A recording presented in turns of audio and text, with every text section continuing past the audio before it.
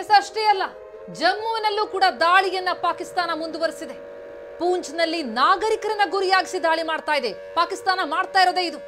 ಆ ಪಾಕ್ ದಾಳಿಯ ಸಿಸಿ ಕ್ಯಾಮೆರಾದ ದೃಶ್ಯ ಲಭ್ಯ ಆಗಿದೆ.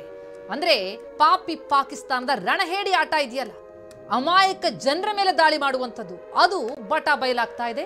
ಪೂಂಚ್ನಲ್ಲಿ ನಮ್ಮ ನಾಗರಿಕರನ್ನ ಗುರಿಯಾಗಿಸಿ ಪಾಕಿಸ್ತಾನ ನಡೆಸ್ತಾ ಇರುವಂತಹ ದಾಳಿ, ಆ ದಾಳಿಗೆ ಸಾಕ್ಷಿಯಾಗಿ ಸಿಸಿಟಿವಿ ದೃಶ್ಯಗಳು, ಪಾಕ್ನ ದುಷ್ಕೃತ್ಯಕ್ಕೆ ಸಾಕ್ಷಿ ದೃಶ್ಯ ಗಮನಿಸ್ತಾ ಇದ್ವಿ.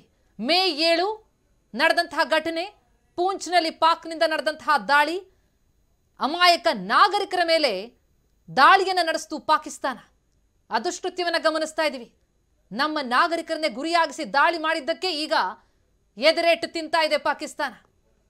ಪಾಕಿಸ್ತಾನದ ಹೃದಯ ಭಾಗಕ್ಕೆ ನುಗ್ಗಿ ಹೊಡಿತಾ ಇದೆ ನಮ್ಮ ಮಿಸೈಲ್ಗಳು. ಎರಡು ದೃಶ್ಯ ನೋಡ್ತಾ ಇದ್ದೀವಿ. ಒಂದು ನಾವು ಸ್ಕ್ರೀನ್ ಎಡಭಾಗದಲ್ಲಿ ನೋಡ್ತಾ ಇದೀವಲ್ಲ, ಅದು ಅಲ್ಲೇ ದಾಳಿಯಾದದ್ದು, ಪಾಪಿ ಪಾಕಿಸ್ತಾನ ಮಾಡಿದಂತಹ ದುಷ್ಕೃತ್ಯಕ್ಕೆ ಸಾಕ್ಷಿ. ಆ ದಾಳಿ ಯಾದ ಮೇಲೆ ಹೇಗಿದೆ ಅಲ್ಲಿನ ಚಿತ್ರಣ ಸ್ಕ್ರೀನ್ ಬಲಭಾಗದಲ್ಲಿ ನಾವು ನೋಡ್ತಾ ಇದ್ದೀವಿ.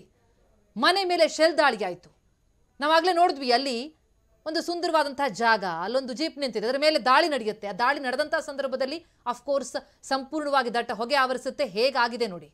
ಆ ಬಳಿಕ ಶೆಲ್ ದಾಳಿಗೆ ಎಲ್ಲವೂ ಕೂಡ ಧ್ವಂಸ ಆಗಿದೆ. ಅಲ್ಲಿ ಇದೇ ರೀತಿ ರಣಹೇಡಿ ಆಟ ಮಾಡ್ತಾ ಬಂದಿರುವಂಥದ್ದು ಪಾಕಿಸ್ತಾನ.